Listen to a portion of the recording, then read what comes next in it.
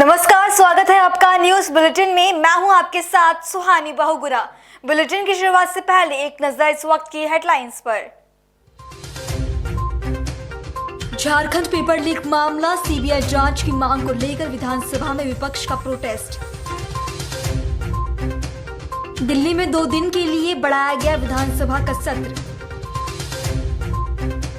सज्जन कुमार को उम्र कैद की सजा, सिख दंगों में बाप बेटे को जिंदा जलाने के मामले में सुनाई गई सजा। असम में कथित फर्जी एनकाउंटर्स को लेकर जनहित याचिका पर एससी ने सुरक्षित रखा फैसला।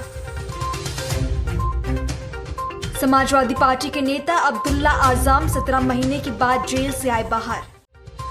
चलिए अब जानते हैं खबरों को विस्तार में।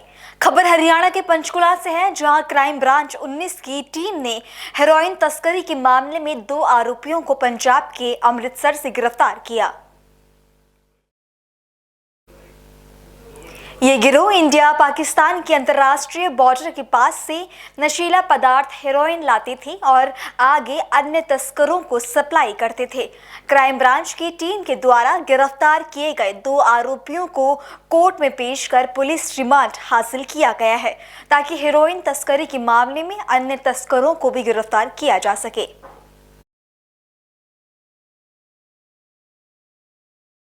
ये आरोपी गिरफ्तार किए गए थे, क्या मामला क्या है और कहां से पता लगा था? ये सबसे पहले है ना, सगुन चावला को अरेस्ट किया था हमने। सेक्टर से 7 से उसकी एफआईआर दर्ज हुई थी। उससे 8.33 मिलीग्राम हेरोइन बरामद हुई थी। उसके डिस्क्लोजर के बिहाफ पे कैनी जो सप्लायर था उसको अरेस्ट किया था। सेक्टर 14 में उसकी अलग से एफआईआर दर्ज हुई। उससे 10.05 मिलीग्राम हेरोइन नशीला पदार्थ बरामद हुआ था। तो उसका कोर्ट में पेश करके 3 दिन का रिमांड लिया था। रिमांड के दौरान जो मुख्य सप्लायर है प्रकट सिंह और चिमन सिंह उर्फ बाबू, उनको अरेस्ट किया है। अब इनके डिस्क्लोजर के बिहाफ पे जो मेन नशा सप्लायर हैं हरमान रंगावा और सतपाल फाजिल का अमृतसर से, उनको अरेस्ट किया जाना है। और कैनी को हमने आज जुडिशियल कस्टडी में भेजा है।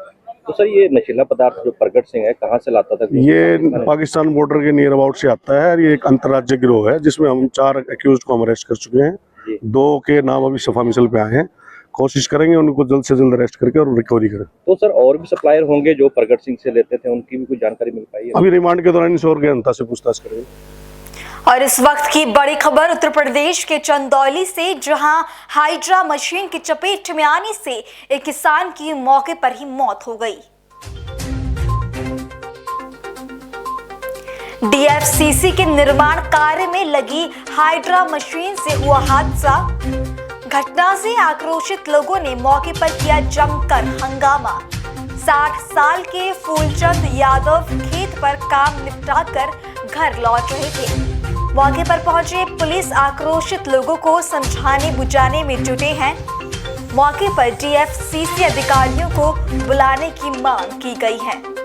50 लाख मुआवजा और नौकरी दिलाने की मांग ग्रामीण द्वारा की गई है।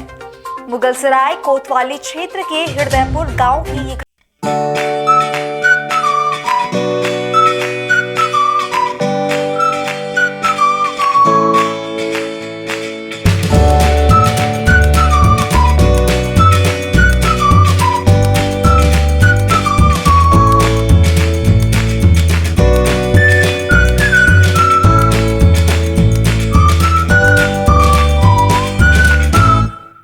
प्रदेश के चंदौली में हाइड्रा मशीन की चपेट में आने से एक किसान की मौके पर ही मौत हुई है।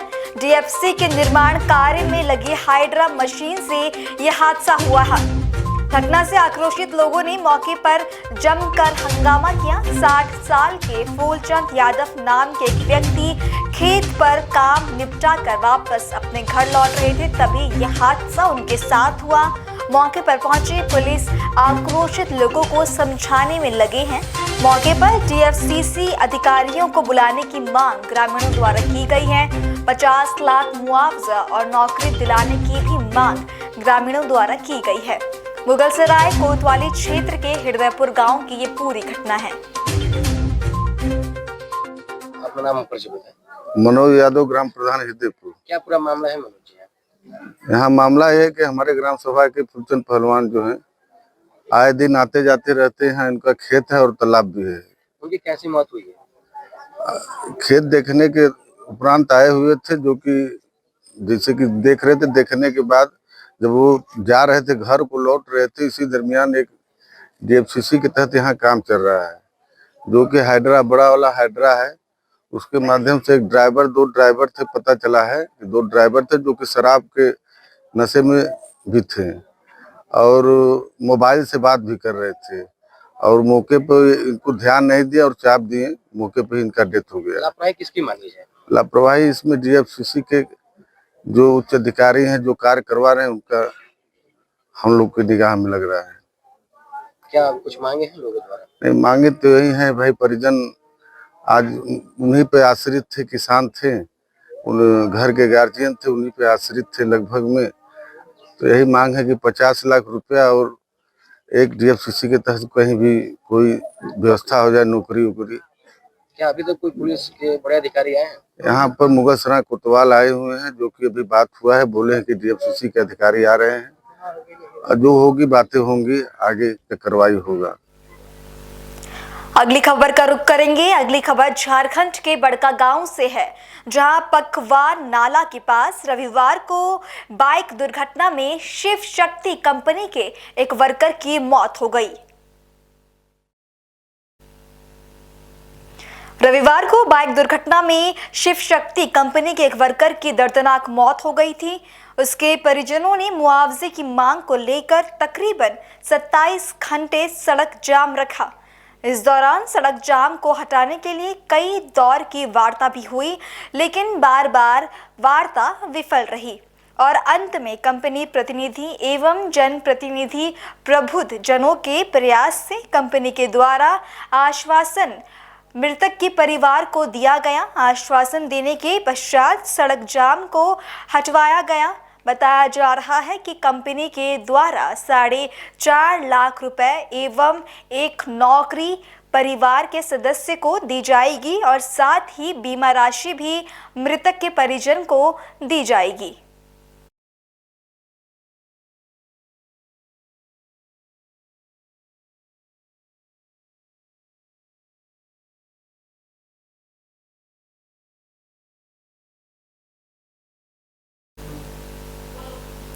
झारखंड के बड़का गांव में रविवार को एक बाइक दुर्घटना में एक युवक की दर्दनाक मौत हो गई थी। युवक शिव शक्ति कंपनी में काम करता था। मृतक की मौत के बाद परिजनों का रो रो कर बुरा हाल है। उसके अलावा परिजनों ने मुआवजे की मांग की है। तकरीबन 27 घंटे तक परिजनों ने सड़क जाम रखा। इस दौरान सड़क जाम को हटाने के लिए कई बार वार्ता की गई, लेकिन प्रशासन द्वारा कोई खास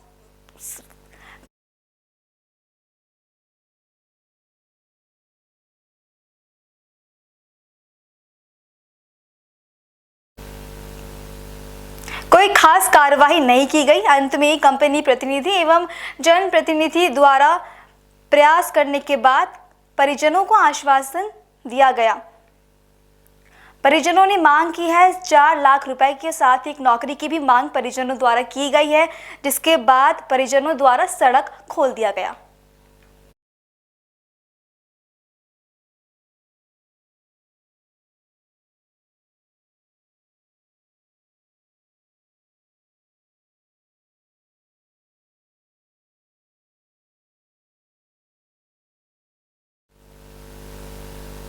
और वहीं दिल्ली विधानसभा सत्र का आज दूसरा दिन है। उपराज्यपाल वीके सक्सेना के संबोधन के बाद सत्र की शुरुआत हुई। जिस समय उपराज्यपाल अपने संबोधन दे रहे थे, उस समय आपके विधायक हंगामा कर रहे थे, जिसके बाद विधानसभा अध्यक्ष विजेंद्र गुप्ता ने पहले 3 विधायकों को मार्शल से बोलकर सदन से बाहर कराया। इस दौरान उपराज्यपाल को अपने संबोधन के बीच में रुकना पड़ रहा था। पूर्व सीएम को भी सदन से बाहर किया गया। पूर्व मुख्यमंत्री और विधानसभा में नेता प्रतिपक्ष आतिशी समेत कुछ और विधायकों ने हंगामा शुरू किया था, जिसके बाद विधानसभा स्पीकर ने उन सभी को बाहर करने का आदेश दिया।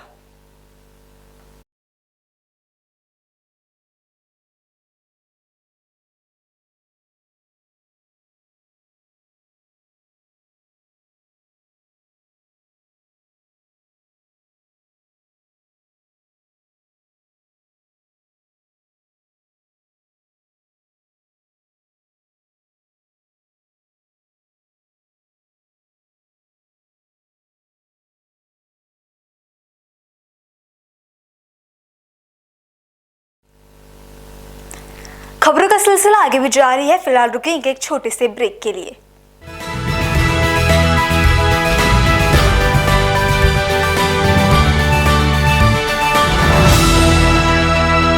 पल्स 24 न्यूज की ओर से आप सभी को महाशिवरात्रि की हार्दिक शुभकामनाएं। रोजगार डेवलपर्स की ओर से आप सभी को महाशिवरात्रि की हार्दिक शुभकामनाएं। रोजगार डेवलपर्स, अ यूनिट ऑफ रोजगार डेवलपर्स एंड प्राइवेट लिमिटेड। घर वहीं जहां हूं आपका भरोसा। पिछले 15 सालों से आपके सपनों का घर हमारी प्रतिबद्धता। रोजगार डेवलपर्स का पता है शिमला बाईपास रोड, गणेशपुर, देहरादून। रोजगार डेवलपर्स से संपर्क करने के लिए अभी डायल करें 9897054026 पर या 8433207910 पर।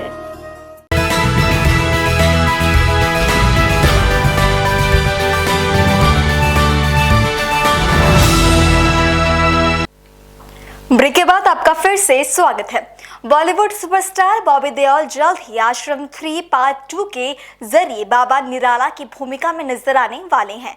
लंबे इंतजार के बाद आश्रम वेब सीरीज के तीसरे सीजन का दूसरा पार्ट रिलीज के लिए तैयार है। इस समय बॉबी अपनी इस सीरीज के नए पार्ट के प्रमोशन में लगे हुए हैं। इस दौरान उन्होंने डायरेक्टर प्रकाश झा की इस वेब सीरीज में बाबा निराला के कैरेक्टर को निभाने को लेकर बॉबी देओल ने खुलकर बात की और बताया कि आखिर क्यों उन्होंने कमबैक के तौर पर एक खलनायक के किरदार को चुना। आश्रम सीजन 3 पार्ट 2 के प्रमोशन के दौरान बॉबी देओल ने एक लेटेस्ट इंटरव्यू दिया है। इस दौरान उन्होंने बाबा निराला के किरदार को लेकर दिल खोलकर बात की और बताया कि आखिर वो कैसे इस रोल के लिए तैयार हुए। बॉबी ने कहा कि मैं एक ऐसा रोल प्ले करना चाहता था जो मेरे कंफर्ट जोन से मुझे बाहर ले जाए, क्योंकि सिनेमा जगत में एक बार अब आपकी जो छवि बन जाती है तो उसके बाद आपको काम के अवसर भी उसी तरह से मिलते हैं। मुझे प्रकाश झा का कॉल आया और उन्होंने मुझसे मिलने को कहा। जब मैं उनसे मिला और मैंने कहानी सुनी तो मुझे लगा कि वो मुझे पुलिस ऑफिसर का रोल ऑफर करेंगे, क्योंकि मैं उस रोल को निभाने के लिए काबिल था। लेकिन उन्होंने मुझसे कहा कि वो चाहते हैं कि मैं बाबा का किरदार निभाऊं। मुझे लगा कि मैं कुछ गलत सुन रहा हूं, लेकिन उन्हें पूरा भरोसा था कि मैं इस किरदार को निभा पाऊंगा।